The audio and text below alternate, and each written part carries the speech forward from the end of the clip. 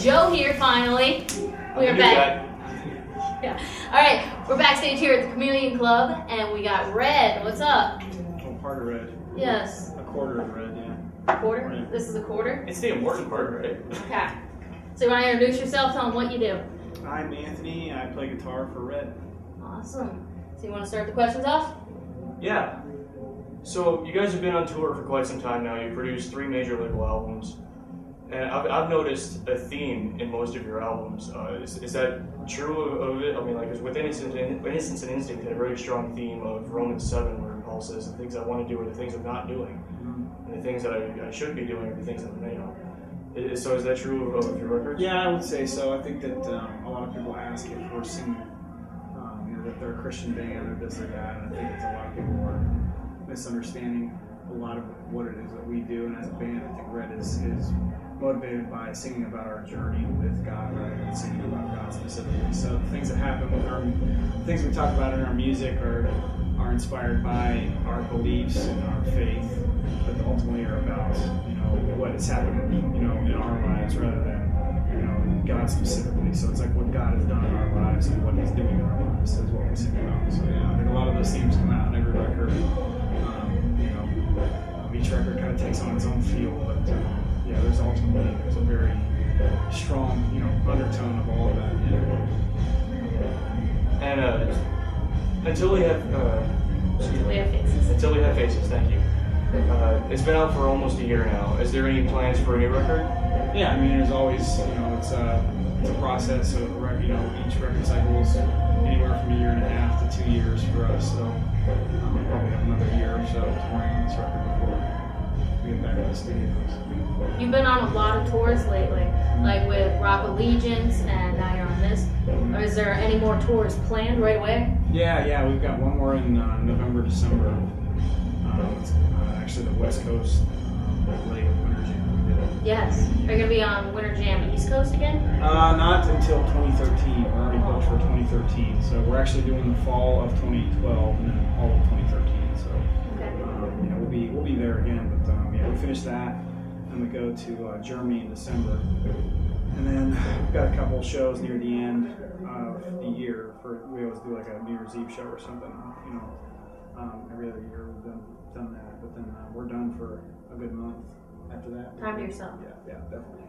We did a lot of touring here at the end of the year. So. Yeah, you've been touring off the bat. Mm-hmm. So, what is the main goal as Red for a band? What is the message you guys want to portray? I think that all bands are motivated in different ways, and I think Red's motivated to inspire people. We just want to, use our music as a tool to get people out there who are struggling with whatever they're struggling with to either open up about it, talk about it with other people that are in a similar situation or like-minded, and find a way for them to get out of their mess, out of their vice, so to speak. So I think it's an opportunity for us to make great music that's got a real positive message, and it's something that's very uplifting and is empowering people for the most part. And a lot of the stuff on the new record was meant to be that way. It was meant to be very anthemic for those that that need a good rock song as a soundtrack for their life. So that's a lot of the motivation definitely behind this record.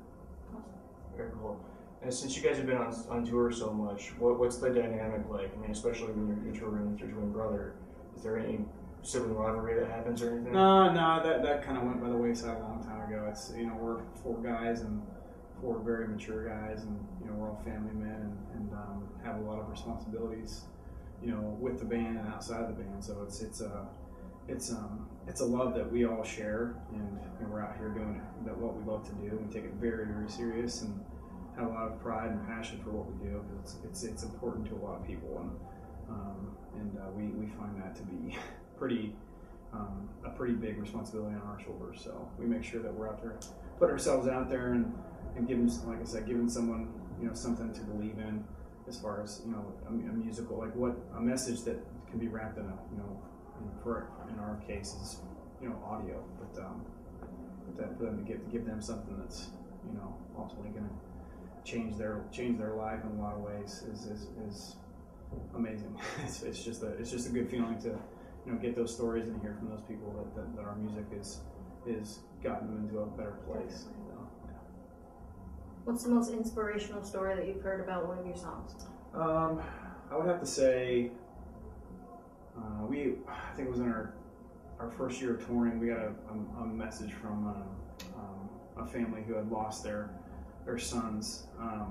They were in an accident. They were in a car accident, and before that, they weren't really believers or anything. But I think weeks before the accident, prior to the accident, they went to a Red show, and they kind of fell in love with the music. They didn't really necessarily know what we were up there singing about, but got back and I guess started dissecting the music and found out what we were all about, and it's kind of shaped them in a way that was positive. Kind of got them on the right track, and they were both killed, which was pretty wild for us to hear because the whole youth group showed up at the show we were doing. It was a festival, I think, called Rock the Light, and it was in Missouri, I believe. But yeah, the whole youth group came out to the show. We dedicated the song to them, and then we get to meet all of them and hang out and talk about how cool it was. At the kid's funeral, they said like 2,000 or 3,000 people showed up to these kids' funerals because it was that powerful of a story. So it's pretty cool to hear that. But there's so many different stories. So a lot of things. Like I said, our music's pretty, and it just invokes so much. For people that are there's a lot of struggle out there now, especially nowadays. So we hear a lot of stuff, but that was definitely one of the ones that stuck out the most. It's very cool. Aside from recording and being on tour and stuff, what do you guys do to cut loose? And I've seen a few videos on Facebook of you guys just go on the golf course or something. Yeah. We try to get out of the bus as much as possible. And on days off, we usually find a location where we've got things to do. Like I said, we have family around the country, different parts of Texas and Pennsylvania, so we go visit them and we get out and just do normal things, normal civilian things that we don't normally get the opportunity to do. So we take full advantage of that when we do. We've just this last week had 2 days off in New York City, so we spent a lot of time roaming around, getting into whatever we get into in New York City. It was pretty fun. So yeah, we do a lot of stuff too. Have you ever dealt with the freak out factor where like a pack of fans recognize you? It's happened a few times. It's you're just you're caught off guard most every time. It's just it's kind of like, hey, What's up? Yeah, you don't really. Yeah, you just so when they start crying, that's when it gets awkward. Oh wow, crying. You've really had people cry. Yeah. We had one guy throw up one time. Another guy passed out. I'm just kidding. Okay. All right, so we don't want to keep you too long. So you got any last words for us? Any words of wisdom? Oh man, I'm not the guy to ask about wisdom. None of them could think any of us are. I think we make that very clear to people that we just. I think a long time ago, all of us kind of figured out what it is we're supposed to do and who we are as individuals and believers and I guess our main message is here we are, 4 guys that are completely vulnerable up on stage and putting our hearts out there for other people to share our lives with other people and hope that it will help them out in any way. And even if it's strictly because they love rock music, it's that's important to us too. It's like because music is ultimately a release and it's a place to escape to and so they get people listen to music and escape that way, or they escape into the lyrics, they escape more into the the thought behind the songs. And any of those things are just important to us. So, we try to make sure people know that we don't have it all figured out, and we're in no way, Rembrandts when it comes to, how to, lead people ultimately to some, divine, divine spirit or divine whatever. It's just we're just the vessels, more or less. So that's awesome. That's a great message. Awesome. Well, thank you. It's been a pleasure. So we'll see you soon.